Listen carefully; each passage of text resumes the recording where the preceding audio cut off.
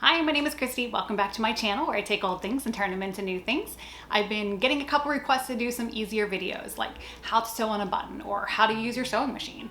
So I have a real simple one for you guys today. It is how to hem a shirt. I have amazing neighbors, Jim and Judy. They have been a blessing to me ever since I moved in, always checking in on me, making sure everything is okay. I'm very grateful for them. So when Jim mentioned that he has these really long work polos that just look silly untucked because there's so much fabric, and look silly tucked because there's so much fabric to tuck in, that he was wondering if I could just chop off the bottom and hem it up for him. So I am happy to do that. That's what this video is all about, just simply how to hem a shirt. So I would love it if you would subscribe to my channel for more videos like this, simpler ones to the more challenging ones that I always struggle through, but are still hopefully fun to watch. So please subscribe and like this video. I am so excited. Thanks so much for being here.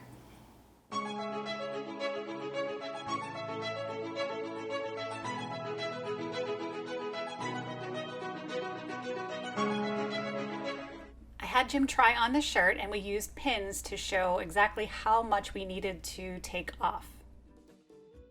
I'm using my sewing gauge to make sure that all of our pins are straight and even along the front and the back, and readjusting any pins that weren't the same measurement.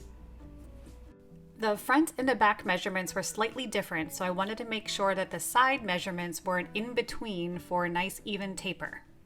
Since I didn't have him try the shirt on inside out, I'm now transferring all of those pin markings just by using the same measurements to the inside of the shirt.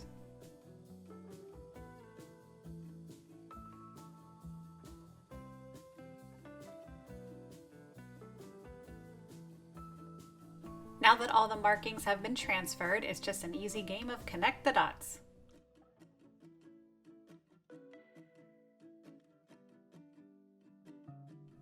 Now that we know where the bottom of the shirt will be, I am going to measure an inch from that line to include a seam allowance.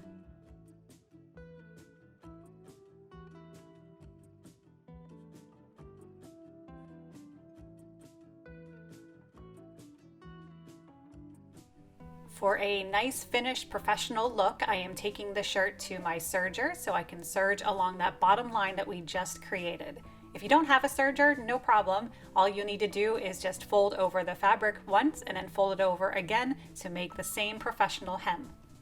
Once I reach where I started, I overlap by just a little bit and then pull it away from the serger so that once I flip it over, all of the raw edges are hidden. To maintain the 1-inch seam allowance that was on the shirt originally, I am folding over the shirt towards the inside so that the first line that we made is now the bottom of the shirt. Now that everything is pinned in place, I turn to my sewing machine to sew on top of that serged hem. Now I know the colors of my serged hem don't exactly match the gray shirt. However, I am using gray thread on my sewing machine, which is the only color that will actually be seen from the outside. The tan and white will only be seen on the inside. And always be sure to backstitch at the beginning and the end.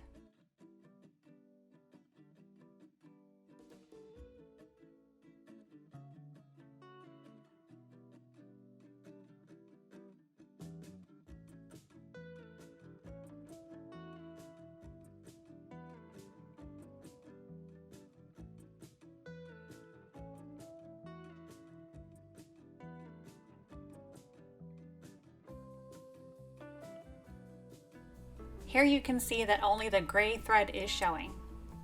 The last step in this super simple video is just to iron the hem flat. Please subscribe to my channel and leave a comment for any future video ideas you would like to see. My neighbor Jim was kind enough to be my model, so I hope you enjoy his YouTube debut.